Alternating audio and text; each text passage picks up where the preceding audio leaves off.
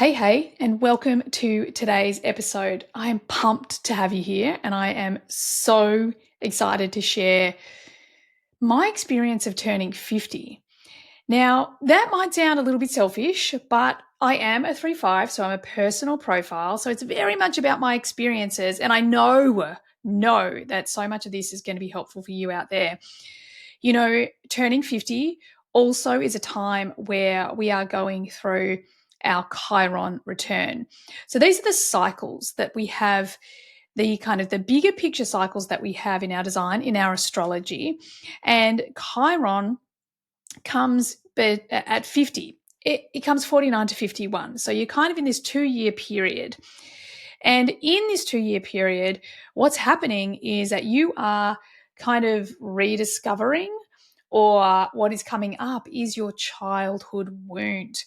Now, I've actually used the gene keys and my core wound so much. You've heard me talk a lot about this on the podcast already, to kind of overlap my childhood wound to really help grow, evolve, and heal that.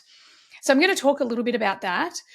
And for all of you out there, you might be going through your Saturn return, which is around the age of 28. You might be going through your Uranus opposition, which is, like your early 40s. And finding this time of like, what the hell? Like, I just can't get my head above water, or the hits just keep on coming. And I want you to understand that these are these times in our lives where these big outer planets are actually here holding space for us to transform. Now, the truth is, we hear in modern psychology terms like the midlife crisis. We're now hearing about the quarter life crisis.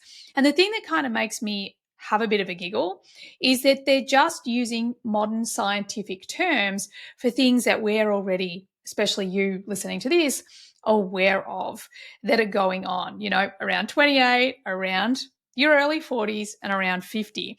Now, there are other cycles, but I'm not going to talk about those today. But these are these times where effectively the planets are holding big space, and in our context, so are the gene keys and so are the gates of human design. They're holding space for us to transform, for us to identify a wound or a shadow or a fear. And in this space where they are holding us is our opportunity to finally let go of that. The truth is, most people don't. Most people don't even look at it. They try to avoid it.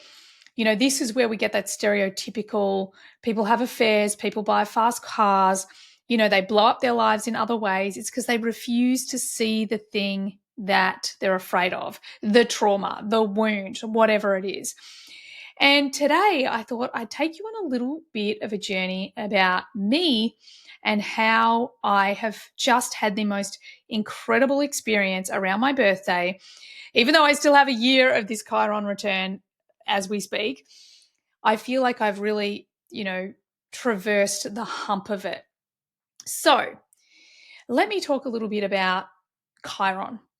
Chiron is, from the Greek myth, I believe, is this god that he is the god of the wounded child, because Chiron himself, he got wounded. He got shot with an arrow, I believe. But this arrow, this wound, it never healed. It was constantly there. For some reason, he could never heal it. So that wound kind of influenced every single thing that he did.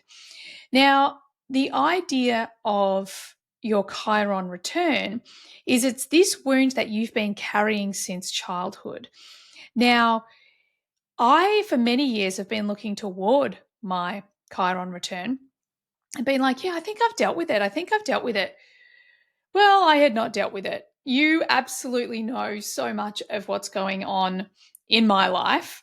I'm trying to keep it to the edited version. But as you know, I have had a pretty challenging the last 12 months separating and working towards getting a divorce. And it was directly linked with a childhood wound. It's all these patterns, it's all this wounding that I experienced as a child with my mother. And one of the things that I've noticed going through this process is just seeing myself really, what's the word, like fall back into it's like my inner child just popping up and just taking control of the wheel. And I got really frustrated at myself. You've heard me. I've had Jim on the podcast, the coach I've been working with. I've been talking about this a lot in HDX. Like, you guys have heard the story. The thing is that what I am now super proud of, because I'm over the hump, is that I didn't run away from the thing that felt so scary and so uncomfortable, and the last thing I ever wanted to do. Because what I realized is it was this childhood wound that I had been running around with, sitting in my subconscious mind without even realizing it was there. Now, for me, this core wound, and I kind of feel like a lot of people are going to feel similar to this, but this core wound was so directly related to my self-worth, my lovability, and directly in intimate relationships. So what had happened is I had learnt that I am only lovable when I can do something for you. And then the moment I have no use to you, then it's okay for you to disregard me, or discard me is the word I'm looking for. And this is something that really has been at the core of so many of my relationships, not just my intimate relationships, but all my relationships, my entire life.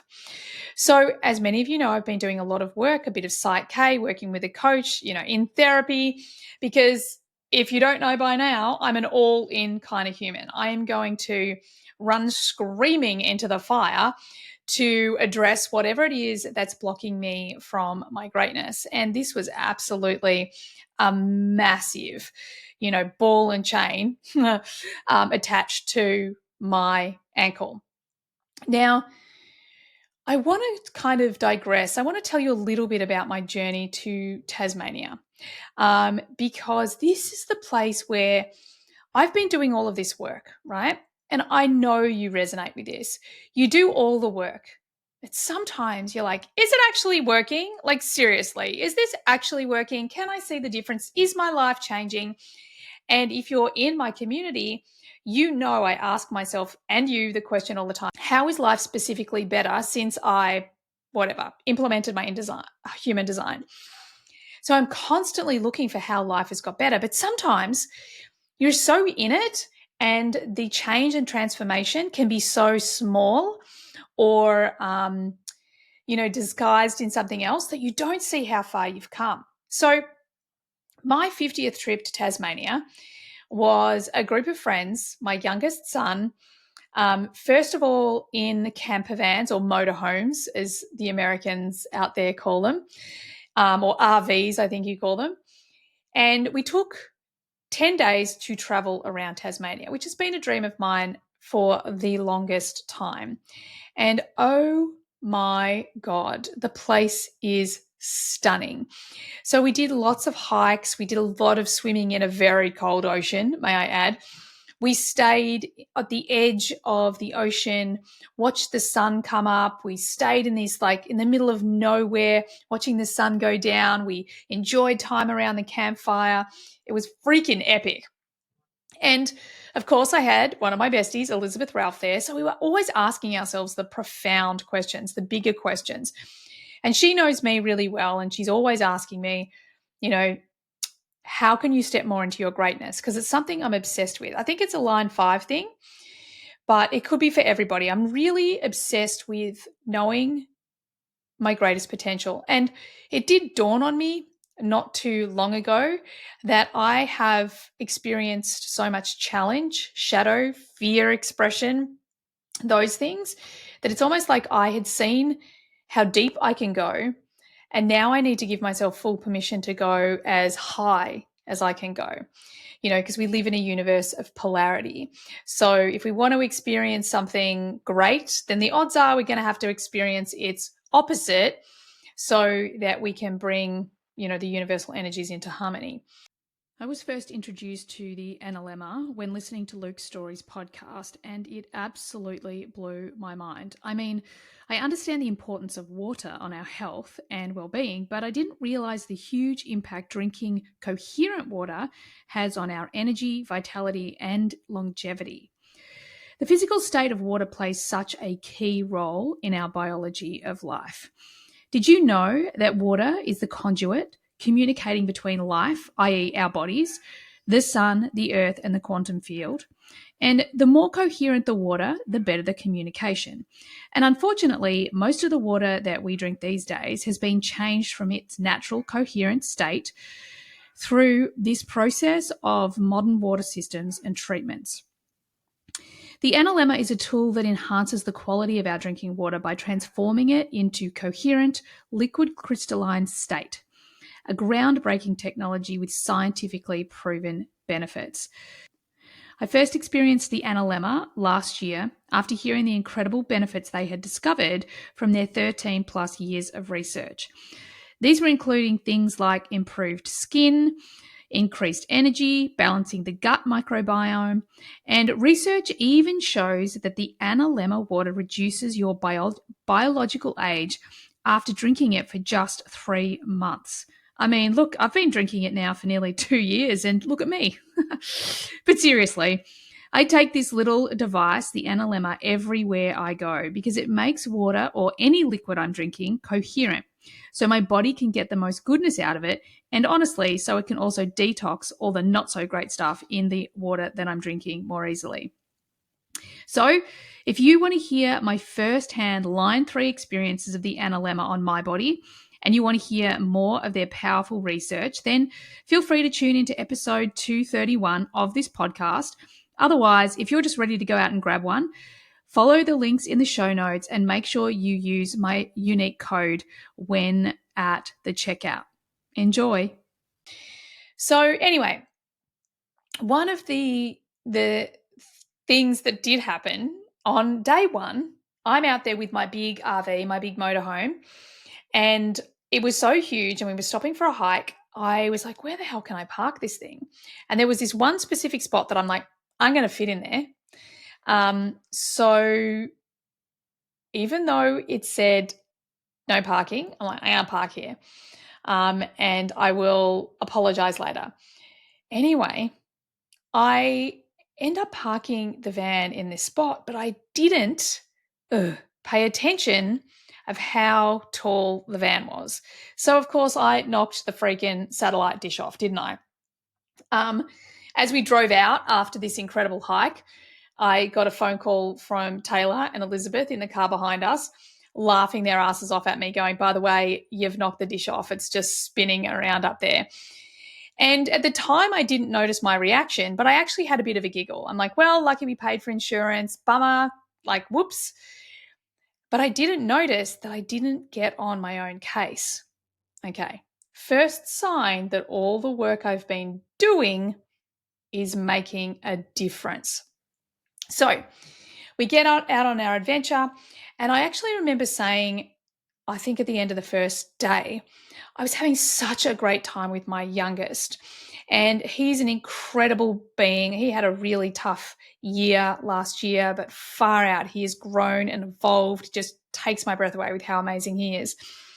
And I said to the girls, I'm like, I'm really enjoying hanging out with him. Oh my God, having so much fun. And I actually said to them, I know the time will come where we butt heads. We both have a defined will center. He's aligned too. So we in the past, we have butted heads a bit. But far out, I'm enjoying this so much. We're just like in harmony. It's so great. We're getting along like a house on fire. Anyway, the trip goes on. And I often think when you go on these trips, it's going to be the physical activities that get you out of your comfort zone. But for me, it was all the little things that I almost didn't notice at the time. Things like driving this huge, enormous van. I didn't do it perfectly, but I did it with confidence. I just did it. Remember, NLP principle, the way we do one thing is the way we do everything. So halfway through the trip, I actually was like, all right, whew, hit the emotional low. I'm tired. I want to stay in a hotel. So we'd already paid for the vans. The old me would have gone, well, you can't. I shouldn't do that. I shouldn't do that. I shouldn't waste money. I shouldn't, blah, blah, blah, blah, blah. This version of me was like, you know what? We're going to stay in a really nice hotel in Hobart because I deserve this. We all deserve this. We all need a bit of a break. We're going to enjoy a bit of luxury for the weekend, and then we'll move on with the rest of the adventure afterwards. Again, I didn't notice at the time that I didn't criticize myself for the choice. I was like, yep, this is correct. I was listening to my strategy, listening to my authority, super aware of my emotional authority, really allowing myself to be me without judgment or criticism, which is massive. I get to the end of the driving part as we kind of arrive at this beautiful home that we stayed at with a good big group of friends. And it dawns on me, my son and I have not butted heads once. We've in fact spent all this time in the van together, all this driving, pretty much in each other's pockets, loved each other's company. There was a couple of times where, for example, he had a paper shopping bag and one of the handles broke. And I remember kind of looking over my shoulder and going, oh, are you okay? Oh, were there eggs in there? If there's eggs in there, did they break? I can go in and get some more. And I hear myself speaking, and I even see the look on his face, because there was no sigh of, oh, or there was no judgment, no criticism. Now, that was something I used to do a little bit. That was something that the old version of me, probably a few years ago, but, that old version of me, because I was judging myself and criticizing myself constantly, because I was always trying to be worthy of love. I was always trying to be worthy of, any attention. I was always trying to be worthy of friendship, relationship, all of those things. I was constantly on my own case. And in that moment, I realized not only was he super fine, because let's be honest, paper bags break. Like, yes, they're better for the environment. So, of course, I pick paper. But probably not the best idea when you've shoved it full of cold goods and they are sweating in the bag and it disintegrates. Anywho, point being, throughout this whole journey, I'm starting to see the evidence of all the work. Because remember, when we are doing the work on the inside, it must show up on the outside. So we live in this mirror. Our external reality is the thing we are creating from our internal world. Our identity beliefs, our global beliefs, who we think we are, how we feel on a daily basis. All of this that goes on inside of us is actually the catalyst for the creation of our external reality. It's how we manifest. We manifest from what we feel. So I had this whole experience of my emotional wave had just balanced out. Like, yes, there were lows when I was tired, but I could just let it go really easily and it would shift really quickly. And I didn't have the big highs and lows, the troughs. I just felt so much at peace. I felt present. I felt like me. So let's talk about Chiron specifically. So I've had all this experience. I've, as you know, had a pretty shocking time for the last 12 to 18 months. I have really grown and evolved. I'm a whole new version of me. I'm super excited for the business because the business is going to just go to the next level now. I'm so pumped to be teaching all of everything that I've learned in HDX. It's going to be a game changer. And what I did while I'm sitting around the campfire one night is I'm like, right, I want to have a look at my Chiron.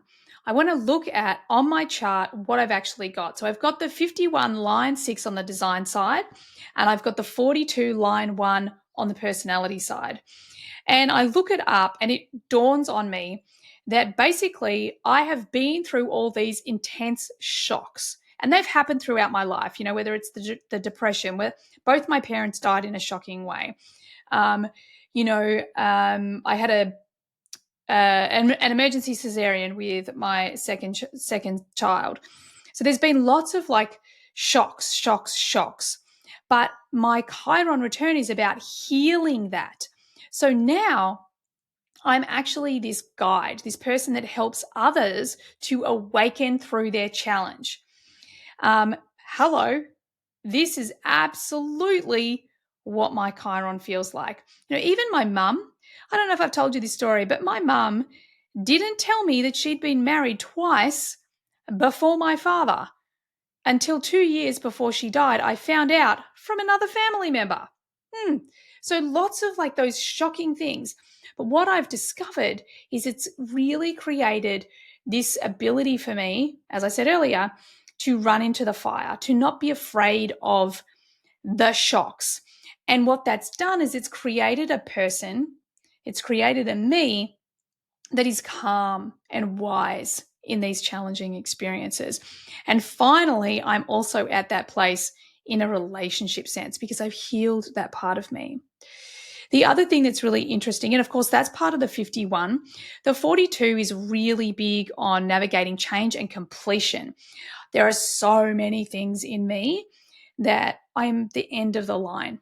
And I've consciously chosen to be the end of the line, like changing old intergenerational patterns. I had a lot of depression and anxiety on my side of the family. There's so many patterns that I've broken. That 42 is all about. So again, what have I learnt? Oh my God, the 42 has really taught me, especially with an undefined spleen, to stop holding on to things because it's scary to let them go. It's scary of the unknown. It's much scarier, let me tell you, to stay in things that aren't correct, to keep the cycle going, even though it's past completion. So that's a big piece that the 42 has really taught me. My line 6 in the 51 is all about becoming a trusted authority. And that's about to really step up because one of the things I have woken up to at 50 is that we now live in a time where our knowledge isn't worth anything. Yeah, you heard me just say that. Our knowledge isn't worth anything. In the past, we have been selling our knowledge. We've been selling what we know. And the truth is, as ChatGPT, or I should say AI comes in, knowledge is now easy access. We can literally it's at the end of our fingers. So what does that mean for us? And the big breakthrough I had was it means that we have to be our authentic selves because people want to be in our energy. Okay. If you're listening to this, if you're still listening to this, then I'm telling you right now, your number one goal is to be the most authentic version of you, to know the answers to who am I and why am I here? Because when you live in alignment with that, then everything's going to shift for you. Because right now, we live in an information age. The internet is full of information. We now have AI that can crunch all that information. Anyone can tell you about your human design, mate. I am not a human design expert that is any different to anyone else these days because everyone can access the information through AI. The thing is, I have to focus on being me. So the most important thing for me is to know who I am and why I'm here and just show up being me every day. Because that's the only thing that's going to differentiate me from anyone else. I need to be honest. I need to be transparent. I need to be authentic. It doesn't matter if I'm perfect, because we all know I'm not, but what matters is that I'm me, and that goes for you too. Most important time in history for us to know who we are and why we're here and live our authentic truth, because that is how we succeed in any area of our life. So one of the other things that I dived into while I was away, I was like, I really feel like I want to double down on something now. I've tried so many things, gate 16. I've mastered so many things, gate 16. I'm a line 3, trying, experimenting, all of those things. And then I was talking about how I really want to master something specific. Like I really want to get my teeth into, and for me, it's authenticity. It's these two questions. Why am I here? And who am I? And it's like helping all of you do exactly the same thing. because this is how you succeed in business. This is how I've grown my business. This is how I continue to grow my business, is by being me. So one of the other really cool things that dawned on me is I'm talking all about I want to double down. I want to work hard on one thing. I want to go deep. And that's never been my jam. Let me be very clear. I'm a detailed person. My gate 9 keeps me really focused when I have energy, but the moment I don't have energy, I'm out. So if you try and give me details on, I don't know, I just had a meeting with my accountant, it's really hard for me to stay focused on things like that because I don't have the energy for it. But talking about this, then I check in with my nodes. And of course, on my design side, I have the gate 9 my gate 9 in my north node, which is all about focusing. After trying all the things, the 16, and mastering a number of things, is now going deep. And of course, my Chiron supported me to do the same thing. It's all about closing out, making space. It's all about awakening from shocking things. And it's also a line 6, so it's about being the teacher, and 1 about creating a new foundation. So for me, my human design was just there for me. I spoke my words, then I saw my design. I'm like, this is it. This is so it. And of course, what it does is it gives me permission to be me. It also gives me the ability to trust myself, because I'm already talking all these things. And when I look at my design, or I play with my design, like, wow, there it is. Yet again, there it is. So I can't encourage you enough just to keep going back to your human design. Don't get addicted to it. Don't get conditioned by it. But just whenever you're going through anything, see what resonates with you, because I can guarantee you that story is in your design, whatever's going on for you. So I want to finish this episode just with the promise that I made myself on my 50th birthday. And this is so satisfying for this manifesting generator. It gives me so much peace. And that is that it really dawned on me on a new level that this is my life. My life. I get to live it the way I want to live it. No more people pleasing. No more living up to other people's expectations. No more doing to receive love. None. I am here creating my life. I am here being me. No more apologies, no more obligations. I want to know my greatness. I want to know my greatest potential. And I cannot thank human design and the gene keys enough, because it has been the thing that has always been there for me, that has always helped me take the next step up. And it can absolutely do the same for you. So that's it from me today. I hope you enjoyed my stories. I trust you would have got what you needed from today's episode. And I also trust that you're probably off checking whatever cycle is closest to you right now. Is it your Chiron? Is it your Uranus opposition? Maybe it's your Saturn return. Maybe it's your second Saturn return. But the point is, when you go through these things with this courage and knowing that your energy, the planets, the collective, like all this energy is holding you to awaken. And if you're brave enough to go there, there is such an incredible world on the other side waiting for you. Bye for now.